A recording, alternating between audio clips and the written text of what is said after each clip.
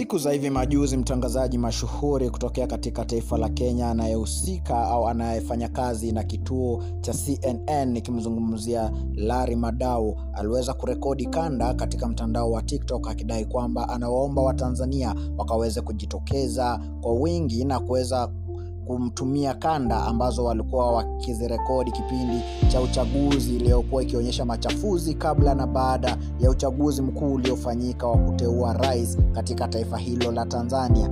Watanzania, naomba usaidizi. Tunaandaa ripoti CNN kuhusu kilichotokea wakati wa uchaguzi na baada ya uchaguzi. Wengi wamefariki, lakini wanahabari wengi wa Bongo hawana uhuru kusema ukweli. Kwa hivyo nitumie video kama ulirekodi wewe mwenyewe, hujatumiwa na mwingine. Na pia baada ya hapo tuliweza kupata kwamba Rais Samia Suluhu aliweza kufanya mahojiano ya moja kwa moja na mtangazaji kutoka katika idhaa ya BBC, na akakiri kwamba taifa la Tanzania halijawazuia wanahabari katika upeperushaji, wala kwa muda mwingine wanahabari hao wanakiuka na kuvuka mipaka.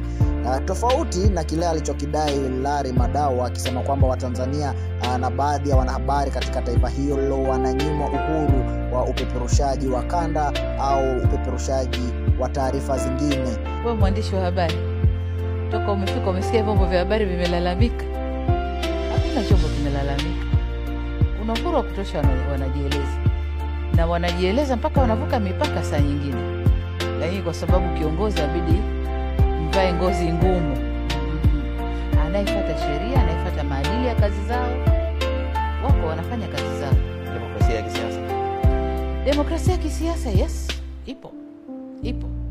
Na pia Larry Madau aliweza kutokea na akasema kwamba ameweza kupokea zaidi ya mamia ya video na kanda ambazo ziliweza kurekodiwa kipindi cha uchaguzi, machafuzi ambayo yalikuwa yakiendelea. Kwa hivyo tunasubiria tuone ile taarifa au ile kanda ambayo itaandaliwa na idhaa ya CNN ikionyesha jinsi Watanzania waliweza kupokea mateso, kukandamizwa kipindi cha uchaguzi.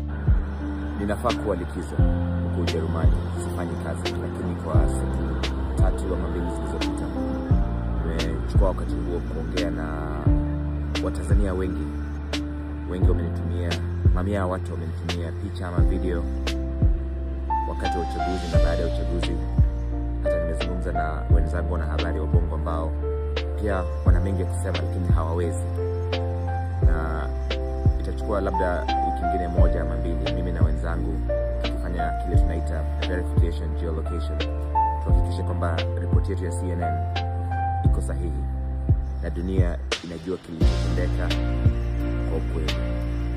Asanteni sana kwa usaidizi wenu. Niite Prince of Melody. Usikose kulike, kushare na pia kusubscribe kwa taarifa nyingi ambazo tutakuwa tukikuletea hapa. Till next time, keep it locked.